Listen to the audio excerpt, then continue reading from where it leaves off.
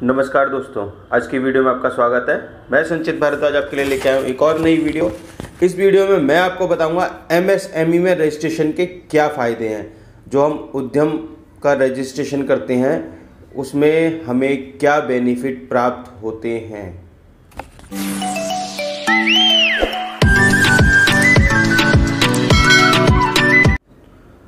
तो दोस्तों, सबसे पहले हम बात करेंगे क्या है उद्यम में रजिस्ट्रेशन। 1/7 2020 से पहले जो हमारी फर्म के रजिस्ट्रेशन होते थे वो होते थे एमएसएमई के रजिस्ट्रेशन, जो कि आधार उद्योग का रजिस्ट्रेशन हुआ करता था। उसमें हमारी सारी फर्म में रजिस्ट्रेशन होती थी, या छोटे हम जो काम करते हैं या बड़ा काम है, कोई भी हमारा काम हुआ करता था उसको हम उसमें रजिस्टर करते थे, जिससे कि सरकार की नज़र में हमारा वो काम हम कर रहे हैं, सरकारी तौर पे हम उस काम को करने के लिए अप्रूव्ड हैं। तो पहले उद्योग आधार हुआ करता था, उसको उद्यम रजिस्ट्रेशन में रजिस्टर कराना अनिवार्य कर दिया गया, उसका नाम चेंज कर दिया गया। तो ये तो हो गया उद्यम। अब इससे हमें फ़ायदा क्या है, क्या हमें कराना ज़रूरी है या नहीं? तो बिल्कुल ज़रूरी है, क्योंकि इससे फ़ायदा ये है कि सरकार द्वारा जो भी योजनाएं चलाई जाती हैं या जो भी योजनाएं लॉन्च की जाती हैं उनका फ़ायदा हमें उद्यम में रजिस्ट्रेशन कराने से मिलता है। जो भी हम अगर इसका रजिस्ट्रेशन हमारे पास है तो सरकार अगर कोई योजना चलाती है लोन की या अन्य किसी प्रकार के फ़ायदे की, तो वो हमें इस रजिस्ट्रेशन के द्वारा हमें मिलेंगी। साथ ही हमारी फर्म जब उद्यम में रजिस्टर्ड हो जाती है तो सरकार की तरफ से हमें एक सर्टिफिकेट मिल जाता है, जिसमें से कि हम उस बिज़नेस को करने के लिए रजिस्टर्ड हैं। सरकार द्वारा कोई भी परेशानी खड़ी नहीं की जा सकती, वो रजिस्ट्रेशन हमारे पास है, हम उस काम को कर सकते हैं। ये हो गया हमारे रजिस्ट्रेशन कराने का फ़ायदा। अब ये रजिस्ट्रेशन कराना क्यों कराना चाहिए, किन को कराना चाहिए, ये ज़रूरी है। ये चीज़ समझ में नहीं आती कि कुछ लोग सोचते हैं कि हम कराएं या नहीं कराएं, हमारी फर्म छोटी है, हम छोटा सा बिज़नेस करते हैं, हमें कराना चाहिए या नहीं कराना चाहिए। बहुत सी ये चीज़ें चलती हैं दिमाग में। तो किसको कराना चाहिए और क्यों कराना चाहिए, चलिए मैं आपको बताता हूँ। तो जब हमारी फर्म छोटी सी फर्म होती है या हमारा कोई बड़ा काम है, हम उसको कर रहे हैं और करने की पूरी कोशिश करते हैं, तो उसमें हमें रजिस्ट्रेशन कराना होता है उद्यम रजिस्ट्रेशन में। उस रजिस्ट्रेशन कराने के बाद जब आप उद्यम में रजिस्ट्रेशन करा देते हैं अपनी फर्म का, तो उससे आपको बिजनेस करने का एक रजिस्ट्रेशन मिल जाता है कि आप सरकार की तरफ से आपको एक रजिस्ट्रेशन मिल गया है, जिससे कि आप किसी भी तरीके का आपका जो बिज़नेस है वो बिना किसी रोक टोक के कर सकते हैं, क्योंकि आपने अपने बिज़नेस का जो प्रमाण पत्र थे, जो भी सारी डिटेल थी और किस तरीके का बिज़नेस का प्रारूप है, वो सारी चीज़ें आपने सरकार को बताई हैं। उसके बाद उनसे स्वीकृति ली है कि मैं ये काम कर सकता हूँ। इस रजिस्ट्रेशन को कराने के बाद ये फ़ायदा मिलता है कि आपको सरकार की तरफ से स्वीकृति मिल जाती है कि आप इस काम, आपका जो बिज़नेस है उस काम को करने के लिए आप रजिस्टर्ड हैं सरकार की तरफ से, आप वो काम बिना किसी परेशानी के कर सकते हैं। अब ये जानते हैं हम कि उद्यम में रजिस्ट्रेशन तो हमने करा लिया, रजिस्ट्रेशन हो गया कंप्लीट सारी चीज़ें, लेकिन हमने कराया, उससे हमें क्या क्या फ़ायदे मिलेंगे, कौन कौन से फ़ायदे हमें ज़्यादातर मिलते हैं, उन फ़ायदों को हम किस तरीके से अपने यूज़ में ला सकते हैं, वो सारी चीज़ें मैं अब आपको बताऊंगा। तो सबसे पहला जो फ़ायदा होता है हमें, वो होता है सरकारी जितनी भी योजनाएं लागू होती हैं एक बिजनेसमैन के लिए, एक व्यापारी के लिए, वो उन व्यापारियों को जो भी योजनाएं सरकार देती है उन सभी योजनाओं में हमें फ़ायदा मिलेगा, क्योंकि हमारे पास उद्यम का रजिस्ट्रेशन है, एमएसएमई में रजिस्ट्रेशन है। जब हमारे पास रजिस्ट्रेशन होता है तो कोई भी योजना लॉन्च होती है उसका लाभ हमें प्राप्त इसी रजिस्ट्रेशन के द्वारा होगा।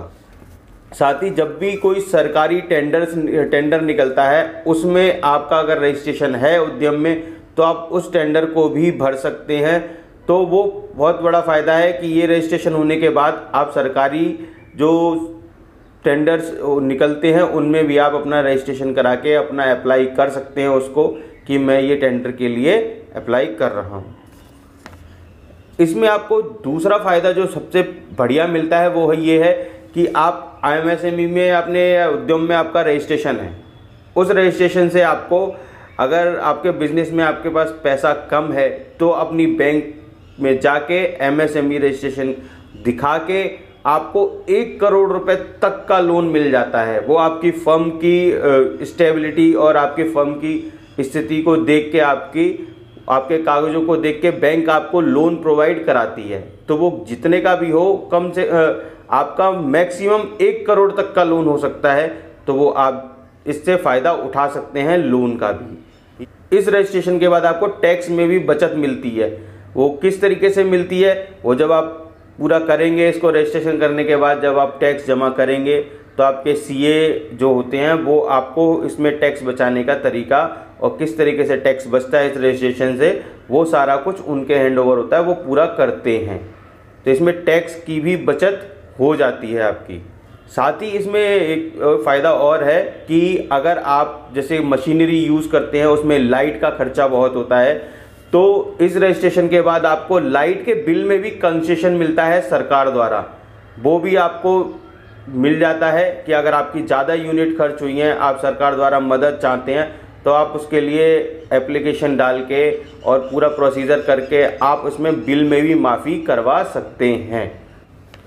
अगर आपको ग्राहक द्वारा पेमेंट नहीं मिल पा रही है, देर से पेमेंट दे रहा है, तो उसके लिए भी प्रावधान दिया गया है कि किस तरीके से उसमें फ़ायदा उठाया जा सकता है। आपको जब आपको देर से पेमेंट मिलती है तो परेशानी होती है, वो सारी सुविधाओं का भी ध्यान रखा गया है इस रजिस्ट्रेशन में।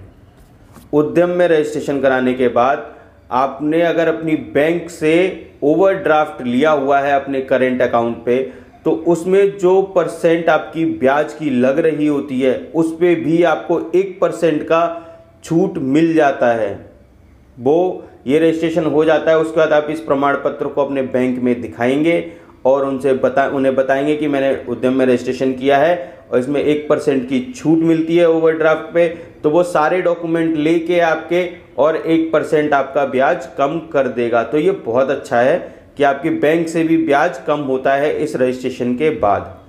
ट्रेडमार्क और पेटेंट्स पे भी फीस होती है, सरकारी फीस होती है।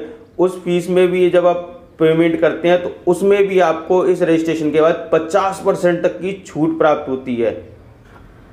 साथ ही इसमें एक और फ़ायदा ये भी है कि अगर आपका किसी से फर्म वाले से या किसी भी ग्राहक से आपका विवाद हो जाता है तो उस वक्त पे जो भी कार्यवाही की जाती है इस रजिस्ट्रेशन के बाद इस कार्यवाही में बहुत हेल्प मिलती है और आपका एमएसएमई या उद्यम की तरफ से बहुत सपोर्ट किया जाता है। तो ये भी एक फ़ायदा बहुत बढ़िया जुड़ गया है इसमें। ISO सर्टिफिकेशन कराते वक्त सरकार को आप जो पेमेंट करते हैं फीस, वो भी आपकी रिटर्न हो जाती है। साथ ही डायरेक्ट टैक्स जब हम जमा करते हैं तो उसमें भी हमें इस रजिस्ट्रेशन के बाद छूट मिलती है। तो दोस्तों ये कुछ वैल्यूएबल पॉइंट थे उद्यम रजिस्ट्रेशन के फ़ायदे के जो मैंने आपको बताए हैं। बाकी और भी बहुत से फ़ायदे हैं इस रजिस्ट्रेशन के, वो मैं आपको एक लिस्ट आपको प्रोवाइड करा दूंगा। उस लिस्ट में आप देख के पढ़ सकते हैं कि इसमें और भी बहुत सारे फ़ायदे हैं। इसमें ये मैंने आपको कम से कम 6 से 7 पॉइंट ऐसे बताए हैं जो कि बहुत ही मेन है, जिनमें कि बहुत ज़्यादा फ़ायदा है। तो ये 6 से 7 पॉइंट मैंने आपको बता चुका हूँ। ये पॉइंट आप जानने के बाद आप बताइएगा मुझे कि वीडियो कैसी लगी। अगर आपको वीडियो पसंद आई हो तो वीडियो को लाइक ज़रूर करें। अगर आप लाइक करेंगे तो मेरी भी कोशिश रहती है कि अच्छी से अच्छी और वीडियो बनाओ और मुझे भी थोड़ा हौसला प्राप्त होता है। तो वीडियो को लाइक ज़रूर करें और अगर आपका कोई क्वेश्चन हो तो मुझे कमेंट बॉक्स में ज़रूर पूछें, मैं आपको उसका आंसर दूंगा। साथ ही चैनल को सब्सक्राइब करना ना भूलें। नमस्कार।